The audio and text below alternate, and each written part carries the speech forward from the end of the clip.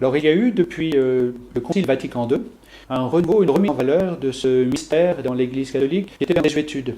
Quand on lit les Actes des Apôtres, il est question de l'institution et de l'imposition des mains sur les diacres qui étaient appelés pour le service. Et encore aujourd'hui, dans la théologie du diaconat, il y a cette idée que les diacres sont appelés pour être témoins du Christ serviteur.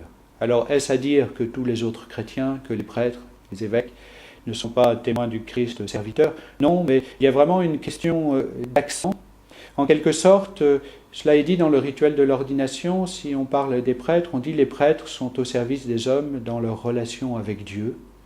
Et on pourrait dire des diacres qu'ils sont au service des hommes en témoignant au milieu des hommes et au cœur de ce monde du fait que le Christ est et a été serviteur, en particulier des plus pauvres, des plus petits, se trouvant dans les situations humaines les plus difficiles et les plus fragiles.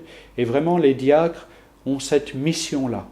Cela ne veut pas dire qu'ils n'ont pas aussi une certaine mission liturgique, une mission aussi d'annonce et de prédication de la parole, qu'ils ne porteront pas la responsabilité de célébrer des baptêmes, des mariages, pour le bien de la communauté chrétienne, mais vraiment ils sont ordonnés pour le service, avec un accent particulier du service des pauvres et des tables, du service de ceux qui sont dans une particulière fragilité.